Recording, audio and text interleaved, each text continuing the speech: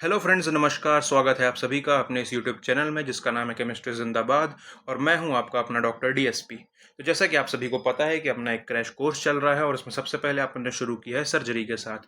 इसमें अपन 200 multiple statement correct वाले questions करने वाले हैं विद इन जस्ट 2 आवर्स। तो ये उसी सीरीज का पार्ट 5 है। This is the 5th high yield episode off season 1। तो चलिए बिना किसी देरी के शुरू करते हैं। आज का अपना जो पहला टॉपिक है दैट इज बर्जर्स डिसीज। इसी को अपन थ्रोम्बोएंजाइटिस ऑब्लिटरेंस भी कहते हैं। ये इन्वॉल्व करता है small to medium sized arteries को, यानी कि लार्ज आर्टरीज को इन्वॉल्व नहीं करता। यहाँ पे लार्ज लिख के आपको गलत करवाया जा सकता है।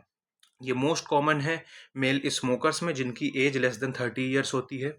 सीजेशन ऑफ स्मोकिंग जो है वो अरेस्ट करता है डिसीज को। तो याद रखिएगा कि वो अरेस्ट करेगा डिसीज को, यानी कि प्रोग्रेशन होने से बढ़ेगा लेकिन पीछे नहीं लेके जाएगा, रिवर्स नहीं करेगा डिसीज को, बस वहीं पे अरेस्ट कर देगा।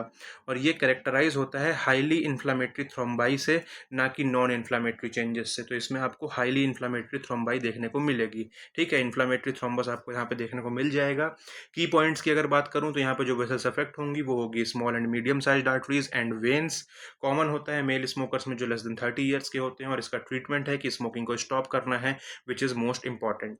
अगला टॉपिक है अपना मॉडिफाइड रेडिकल मेस्टेक्टोमी, जिसे अपन पटे मेस्टेक्टोमी भी कहते हैं। उसके अगर कंपोनेंट्स की बात की जाए तो इसमें एक्सीजन करते हैं पूरे के पूरे ब्रेस्ट का, एक्सीजन करते हैं सारी की सारी एक्सिलरी लिम्फ नोड्स का, लेकिन यहाँ पे प्रिजर्वेशन करना होता है पेक्टोरलिस मेजर मसल का। तो P for preservation, P for pectoralis major muscle. जो आपकी इंटरकोस्टोब्रेकियल नर्व्स हैं ये अक्सर सेक्रीफाइस की जाती हैं या फिर इनको एक्सप्लिसिटली प्रिजर्व नहीं किया जाता है। ठीक है, तो क्वेश्चन पूछेगा किसको प्रिजर्व नहीं करना है, तो इंटरकोस्टोब्रेकियल नर्व्स को प्रिजर्व नहीं किया जाता है। ठीक है, पेक्टोरलिस मेजर मसल को प्रिजर्व करते हैं, एक्सिलरी लिम्फ नोड्स को भी रिमूव किया जाता है, और जो इंटरकोस्टोब्रेकियल नर्व्स हैं उनको यूजुअली सेक्रीफाइस किया जाता है। तो अगर समरी की बात करूँ तो पूरा का पूरा ब्रेस्ट प्लस सारी की सारी एक्सिलरी लिम्फ नोड्स को रिमूव करेंगे और पेक्टोरलिस मेजर को प्रिजर्व करेंगे। नेक्स्ट टॉपिक है अपना गैस्ट्रिक आउटलेट ऑब्स्ट्रक्शन। तो जो गैस्ट्रिक कैंसर होता है वो एक कॉमन कॉज होता है गैस्ट्रिक आउटलेट ऑब्स्ट्रक्शन का। गैस्ट्रिक आउटलेट ऑब्स्ट्रक्शन जो है वो आपका हाइपोक्लोरेमिक एल्कलोसिस करता है। तो याद रखिएगा, क्लोराइड जो है कम हो जाएगा और ये एल्कलोसिस करेगा। ठीक है, एंडोस्कोपिक बायोप्सी जो है वो एसेंशियल होती है जिससे हम मेलिग्नेंसी को रूल आउट कर पाएँ। ऑपरेशन जो है वो फ्रिक्वेंटली रिक्वायर्ड होता है बिनाइन डिसीज के लिए। और जो गैस्ट्रिक आउटलेट ऑब्स्ट्रक्शन है it is often caused by malignancies या फिर बिनाइन पेप्टिक अल्सर डिसीज की वजह से भी ये हो सकता है। एंडोस्कोपी जो है वो वाइटल होती है टू बायोप्सी, एंड कैंसर को एक्सक्लूड करने के लिए भी बायोप्सी बहुत ही ज़्यादा ज़रूरी है। ठीक है, तो यहाँ पे जो ऑब्स्ट्रक्शन होता है वो पाइलोरस में या फिर ड्यूडनम में होगा, जैसा कि आप इमेज में देख पा रहे हैं। बायोकेमिकल इफेक्ट क्या होगा, चूंकि HCl की वॉमिटिंग होगी उसकी वजह से लॉस होगा H+ का एंड क्लोराइड माइनस आयन का, और उसकी वजह से होता है हाइपोक्लोरेमिक मेटाबॉलिक एल्केलोसिस। इन्वेस्टिगेशंस में अपने को अपर जीआई एंडोस्कोपी करनी है जो कि एसेंशियल है, और साथ ही साथ बायोप्सी करना है to rule out the malignancy. Management वाले पार्ट की अगर बात करें तो रिससिटेशन में अपने को IV फ्लूइड्स प्लस पोटेशियम देना है, अंडरलाइन कॉज को ट्रीट करना है, और जो सर्जरी होती है इट इज़ अक्सर रिक्वायर्ड है ना, हमेशा इसकी ज़रूरत पड़ती है इन बेनाइन डिसीज। नेक्स्ट टॉपिक है अपना इंसीजनल हर्निया। तो कौन कौन से फैक्टर्स हैं जो कि प्री डिस्पोज करेंगे इंसीजनल हर्निया के लिए, तो जो ओबिसिटी है, क्रॉनिक कफ है, वुंड इन्फेक्शन है, ये सारे के सारे फैक्टर्स प्री डिस्पोज करते हैं to incisional hernia.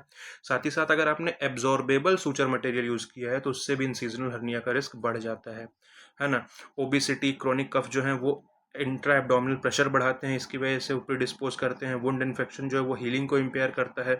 Absorbable sutures जो हैं वो अपनी स्ट्रेंथ को लूज कर देते हैं विथ टाइम। तो ये सारे के सारे जो हैं they lead to fascial dehiscence और हर्निएशन होता है। तो यहाँ पे प्रोटेक्टिव फैक्टर क्या होगा, अगर आपने नॉन एब्जॉर्बेबल सूचर्स का यूज़ किया है तो वो रिड्यूस करेंगे रिस्क ऑफ इंसीजनल हर्निया।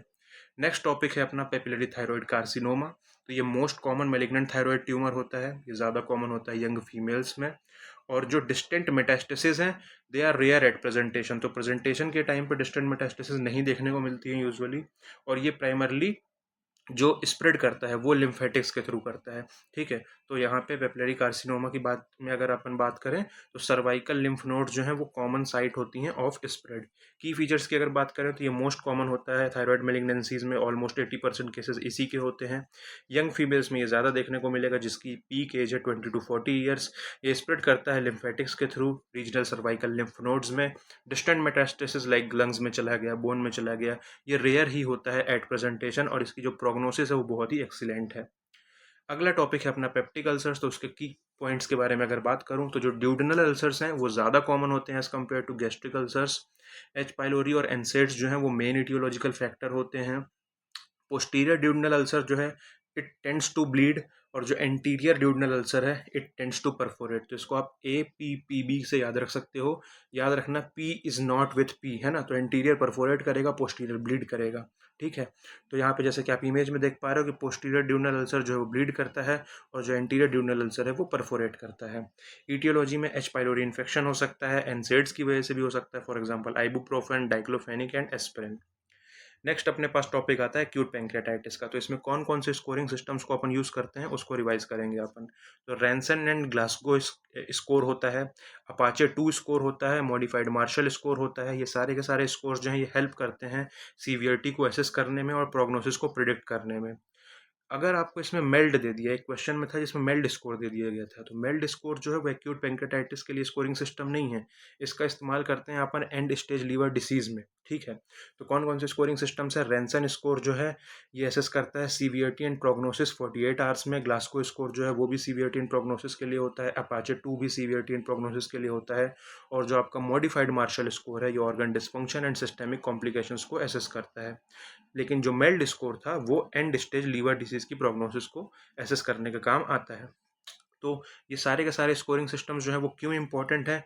वो इसलिए इंपॉर्टेंट हैं क्योंकि वो हेल्प करते हैं अर्ली रिस्क स्ट्रेटिफिकेशन में, साथ ही साथ ये गाइड करते हैं इंटेंसिटी ऑफ मैनेजमेंट को, और ये हेल्प करते हैं in predicting morbidity and mortality. अगला टॉपिक है अपने पास लीवर ट्रॉमा। तो उसके मैनेजमेंट प्रिंसिपल्स के बारे में अपन देखने वाले हैं।